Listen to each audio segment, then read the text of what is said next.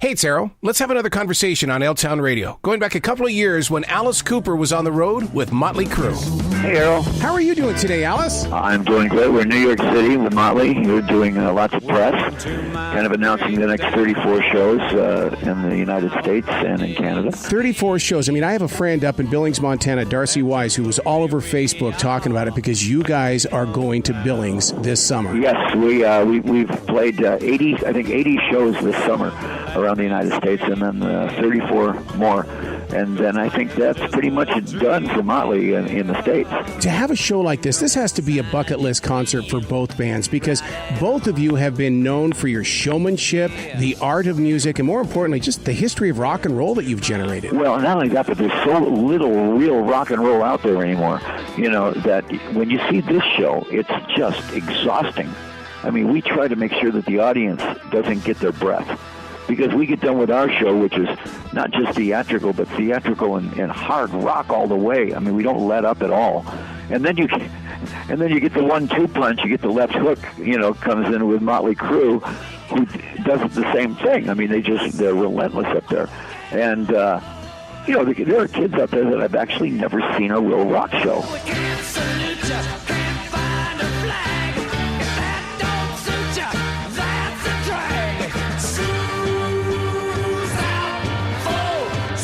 I was going to ask you about that. If you still could see a virgin concert goer out there with their eyes wide open going, what the hell did I just see? Oh, yeah, absolutely. We know that we get, a certain audience from 30 to 50 or whatever it is. And then we know we can see the young kids are usually in the front. And they're the ones that have heard about the legend of Motley Crue and Alice Cooper. And then all of a sudden, there it is, and it's not in the least bit the difference than what it was in the 70s. It has all the energy it had in the 70s. It has all the anger in it. It has all the, the vehemence in it. So you're not really getting a watered-down version of either band. You're getting just pure rock and roll angst. But it's totally Alice Cooper. This is what we all grew up with. This is, all the hits. All the stage things, we do the guillotine and the straitjacket and the snake and the whole thing, and then Motley gets up and they have all the pyro, and they've got the the roller coaster that goes out in the middle of the audience. Something I wouldn't get on.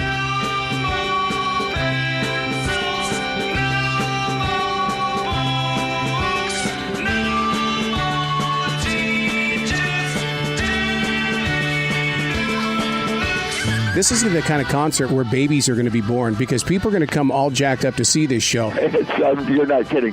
It's really amazing. I think one of the most shocking things to people is, you're seeing bands that have been around for that long that are still as high energy as they've ever been. There's no let up in it. And that's, I think, one of the most shocking things about the show.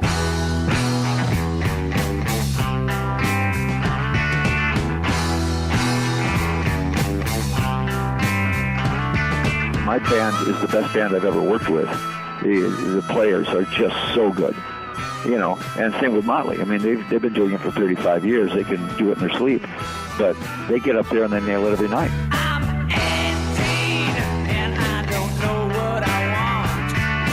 18, I just don't know what I want. Please tell me you're going to play some golf, too, as you go into every one of these towns. I can't, unless I'm dying of some strange tropical disease, I will be on the course. I'll go running in outer space again. There's going to be sellouts. Does this still excite you, even though you've been in the industry for so long? Oh, yeah. Yeah, no, there's no way of getting tired of it, I mean, you would think of the thousands upon thousands of shows you've done all over the world, but, okay, it's just another show. There's another 20,000 people out there. No, you never get tired of it because the adrenaline is there. Every time you start a song, they know that song. They want to hear that song. They've invested their time and energy into, being a fan. And so you want to deliver. You really want to just get up there and really just deliver it. And there's no way of being... What's hard is rehearsing. Only because you've done the song so many times that rehearsing the song even though it's necessary, is still a little bit, oh, really?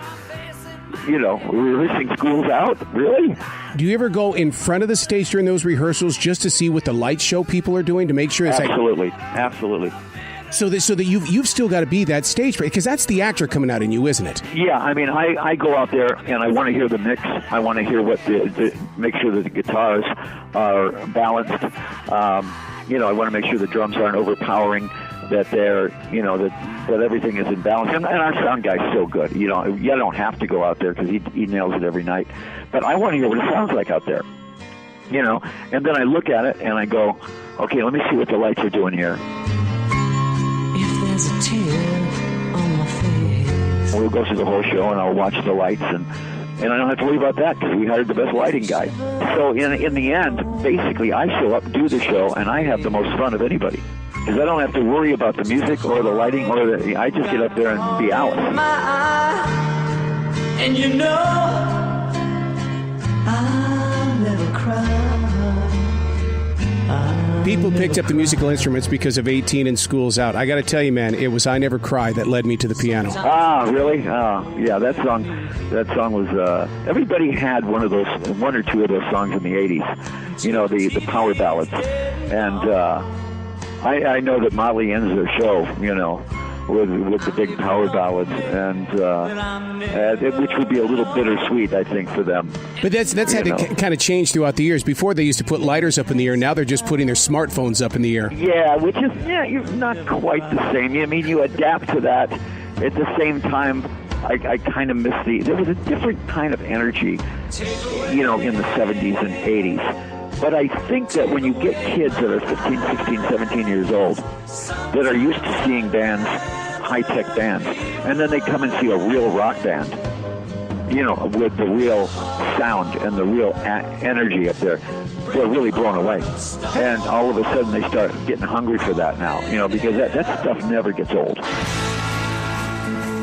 How do you feel about how radio says that classic rock is classic because it is classic, but yet there's many of us that still believe that if you recorded a song right now, the world needs to know it. What can we do as a team to get the word out? I almost think you have to go retro. I almost think that technology has really hurt hard rock, only because of the fact that anybody can record now. It used to be you were a band that you played in bars for 5 years and got really, really good. Then you went to L.A. Somebody discovered you. You go in the studio and learn how to be in the studio and then get on stage and kill those songs. Now, anybody can make an album in their garage and be on tour. And the next thing, and you realize that they didn't really pay their dues at all as far as, you know, knowing how to perform in front of an audience. It's almost like there's a glut of music. And nobody sticks around long enough to really get better.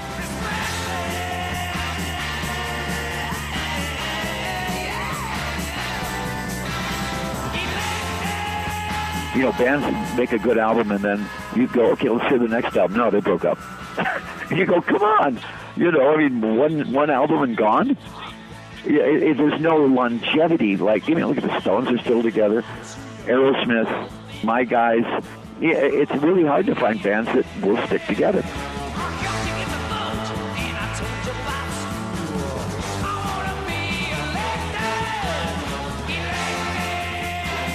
Well, your tour is going to take you from Eugene, Oregon to Brooklyn to Charlotte on the 29th. You still have the passion that brought you to the dance. Do you ever look back? I never get tired of it. You know, I will never get tired of the Pete Townsend power chord.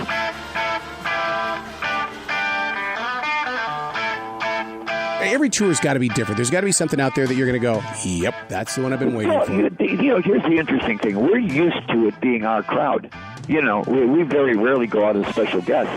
So this is a different thing. But we decided to do this just because it was Motley, and they were friends, and it was going to be, we knew it was going to be a great show. The combination of the two bands were going to be great. Normally, yeah, that's a different thing to look out and see Motley Crue T-shirts and Alice Cooper T-shirts together. We're used to looking out there and seeing all Alice. But it doesn't matter. They're all hard rock fans, you know. They react to both shows. And I always said there's no excuse. An audience is going to react to what you give them. And what I love is that you guys are doing the arenas. It's not necessarily the outdoor amphitheaters, because this way you're bringing the entire show and we get the atmosphere. That's one of the things. We did a lot of outdoor shows last year, and it limited a lot of stuff we could do. When you're indoors, you have a lot more. The lighting is better. They can do the roller coaster, because a lot of times it doesn't work outdoors that well. So indoors, it's much, much easier to do all the special effects and everything. If you had to go back to that one moment where you were the actor or the musician, what would have happened if you would have became the actor? Oh, it would. I probably would have had fun doing it, only because of the fact that no matter what it is, I try to find a way to make it fun. And I do enough acting to keep my face in the business enough, but there's nothing like being on stage and getting immediate reaction from an audience. My daughter's an actress, and she does a film, and she goes, "I think it's good." I won't know till the reviews, or I won't know till the audience, and I go, "Yes, that's the difference between live. When you're live, when you get done doing the song, they react. If they didn't like it, they're going to let you know. If they did like it, they're going to, you get that immediate response from them." I look at all the lonely people. I look at all the lonely people. Eleanor Rigby picks up the rice in the church when her wedding has been. You did that project with Paul McCartney and with Johnny Depp. Did you see a little bit of yourself in Johnny Depp? Because he's that rocker, too, that became the actor. When he first came to Hollywood, he came as a guitar player. He had nothing to do with acting. I mean, he accidentally became an actor. I still do things. I'm doing a thing with him on the 24th from Charity Sing in L.A. Johnny gets up and plays with us all the time. I mean, he knows all of our songs. He's a great guitar player. And, when he gets up there, he just wants to be Johnny. He doesn't want to be Johnny Depp the actor. He's Johnny Depp the guitar player. And you've got that project that's about ready to come out with the classics. Are you excited about that? Yeah, oh yeah. The cool thing about it was, I said, I've never done a covers album. I've done 30 albums, studio albums. Never done a covers album. Why don't we do one? I said, but let's make it specific. Let's make it about the era when, with the Hollywood vampires. That was the drinking club.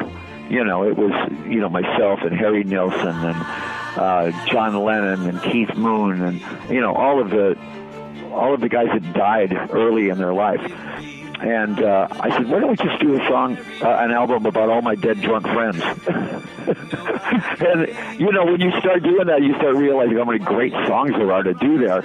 And everybody wants to be on it then. People call up and say, hey, I want to be on this song. I want to be on that song. I want to be on this song. And it was great to get, Paul, that was pretty special to have him come in. All the lonely people, where do they all belong? To work with Lennon and then with McCartney. Come on. Yeah, I mean, that was awfully, come on, that's a little bit way. Well, if you would have told me that when Hard Day's Night came out and I was a sophomore in high school, I would have said, you're out of your mind. Alice Cooper, thank you so much for your time today, sir. Yeah, thank you, man, and I'll see you backstage. That's Alice Cooper, and I'm Arroe on L-Town Radio. Tomorrow, let's have another conversation.